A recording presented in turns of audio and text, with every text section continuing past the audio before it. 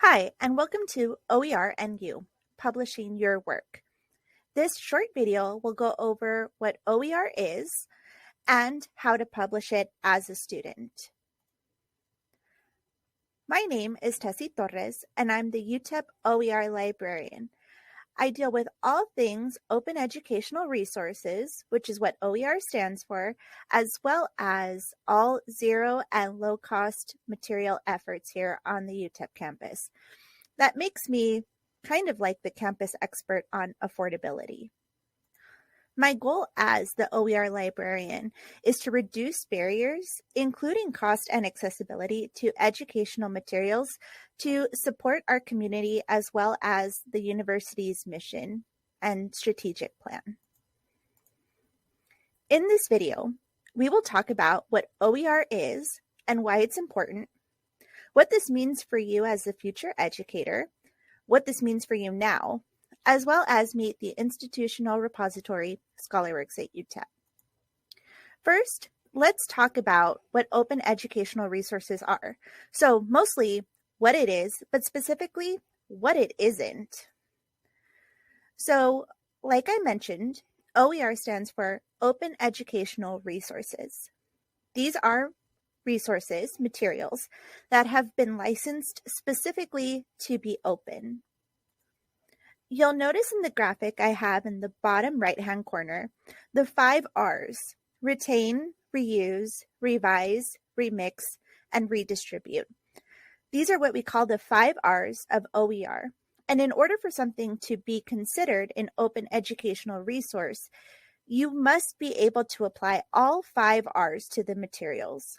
That means that someone should be able to retain it, for example, download it and keep it in their files. Reuse it, meaning that they should be able to pull it out of those files and use it again. Revising, meaning that they should be able to modify it and make adjustments to fit their purposes. Remix, meaning that they could be able to combine 2 or more separate OER to create something different. And redistribute, meaning that they have the option to disseminate that as they see fit to colleagues or students. OER can be used as is, but most of the time it's going to be modified again to fit the educator's purpose. They will be free to use, and the great thing about OER is that it can be any type of material. It could be a book chapter, even a presentation like this one. If you go back to the beginning of the video, you'll notice that I did license this video and these slides as OER. We'll talk about that licensing in just a bit, but I've been able to license different things like podcasts, syllabi, handouts, pretty much any resource that you would use in a classroom or an educational setting. So let's take a look at the types of OER. I have the licenses over on the left-hand side, and you'll see that there are different ways to mix and match the licenses. And you'll notice that they go from most open to the least open. I don't expect you to understand all of these. This is a very nuanced process to be licensed, but that's what I'm here for, is to guide you through licensing if and when you choose to publish OER. I have some examples over on the right-hand side. So a podcast can be licensed with just attribution, meaning that someone needs to give them credit, regardless of how they use the podcast or change it. We have a textbook with the attribution and non-commercial license, meaning that it has to stay in an educational or non-for-profit setting. Or presentation slides. Again, attribution with a share-alike license, meaning that the license needs to continue to be the exact same regardless of the iterations that it goes through.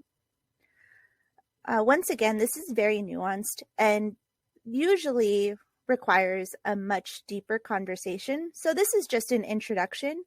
So you're familiar with what licenses are when you see them in the future.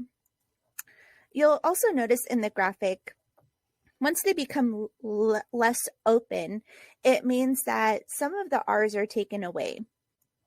That doesn't mean that it's not free to use or can't be used in an educational setting, but there are conversations about, is it truly OER? We can have those conversations later on, however. Now, let's talk about what OER isn't. And I come across the misconception that anything that's free, as long as it's on the internet or in a digital format, is OER. And that's absolutely not true. If it has a traditional copyright or it was traditionally published, meaning all rights reserved, it is not OER. So some types of free materials that are not OER: a pirated PDF copy of your textbook that you'd find online, a web page found on Google, and any scholarly journal articles found online for free, for example, through Google Scholar, not OER. And that's because these can't be modified because of the copyright that they have. They also have limitations on how you can share them. For example, a pirated PDF copy, probably not really made to be shared freely online because, again, of the copyright restrictions it has. So if we go back to the 5 OERs, they absolutely have to apply in order for something to be OER. Just because it's free does not mean that you can change it because of the legality. So we're going to enter into a discussion question. Feel free to use the discussion space below. What's the last free resource you've used? Was it OER or was it simply free? And what makes you think that it's licensed that way or another? This could be a YouTube video. This could be a Wikipedia page, just any free resource that you've used. Hopefully now you've come back from doing that discussion question. We're going to talk about why we should be using OER. Probably not in all instances, but in some instances. Of course, because OER has no cost associated to the user, we're looking at removing cost or affordability issues for those users.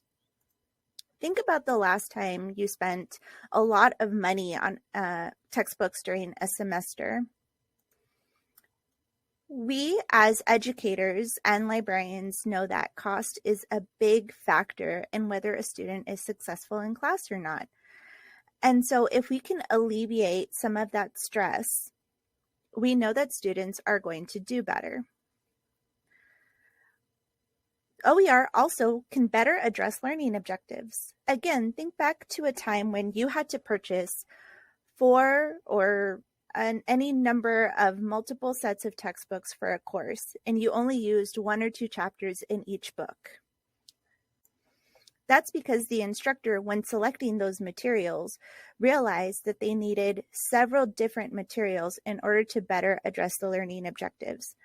If we think about that R for OER to remix, where someone could pool different resources that all address the learning objectives and put them into one packet, it would save the students a huge hassle in having to find several different books.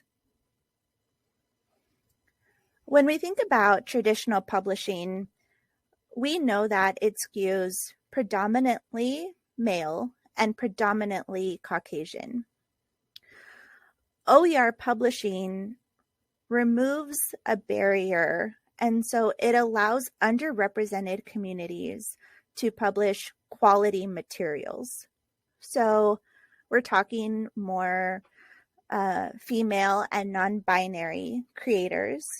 We're also looking at BIPOC creators and those in other underrepresented minorities like the LGBTQ+. So when we get these different perspectives, especially from history, from a historical standpoint, we get a much richer viewpoint of the material.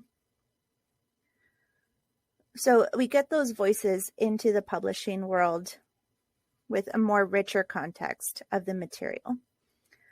Lastly, accessibility. Now, I did talk about accessibility in the point of cost and affordability. when someone has access to material, they tend to do better.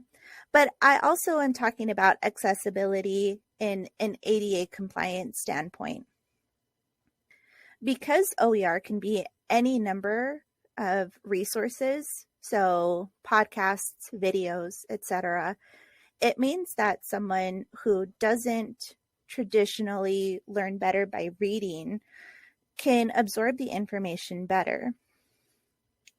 Also, OER has more stricter rules about being ADA compliant in terms of screen readers, other types of ADA checkers. They're going to be more compliant. Lastly, even if it's such a small modification to an existing work, like applying a font that's easier for people with dyslexia to read, it will make a huge difference in the learning outcomes of students. OER is also the future of education.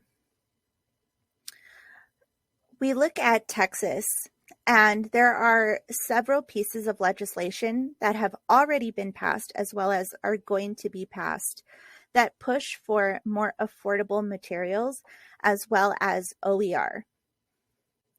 As a society, we're also seeing this cultural shift, pushing for representation across all groups of people.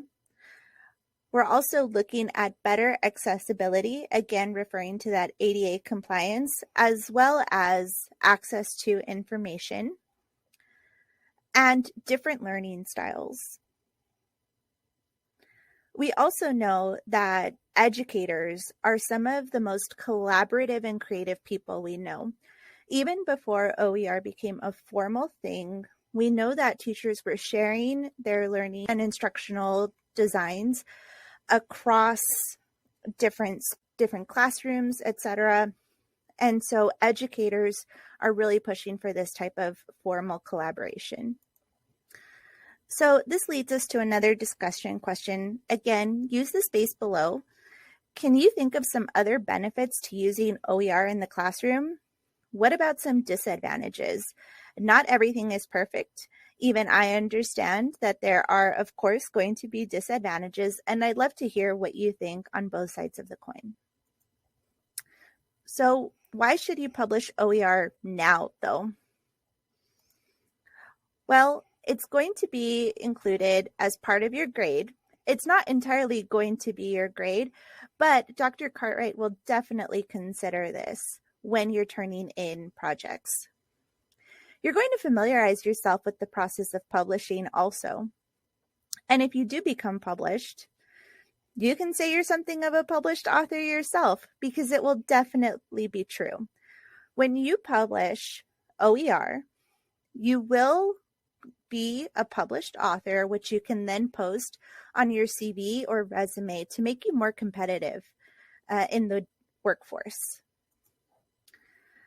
So this leads us to ScholarWorks at UTEP. This is the institutional repository for UTEP. It is university sanctioned. So when you publish in ScholarWorks, you will have the backing of the university. It is run by the library, specifically myself and my team, and we house items published by the UTEP community. So UTEP faculty, staff, and of course, you as students. So you can publish dissertations, articles, journals, or OER. I will be attaching a handout on how to publish at ScholarWorks, what it looks like, and how to go through the process a little bit later. And you'll notice if you go into ScholarWorks, it looks a little sad, but that's only because we're getting started in publishing students like you. So help me grow the repository and let me help you become a published author. I know this is a lot, and I want to guide you as much as I possibly can throughout this process. This is my contact information. The best way to get a hold of me is via email, which I have up on the screen. But if you want 30 minutes where you get my undivided attention, you can definitely make an appointment through the link also shown on the screen. We can do the appointment in person or virtually, or even over the phone if you'd like. and I will dedicate that time to walking you through the process or answering any questions you have about OER, publishing, or licensing. Thank you so much for watching this video, and I hope to hear from you all soon.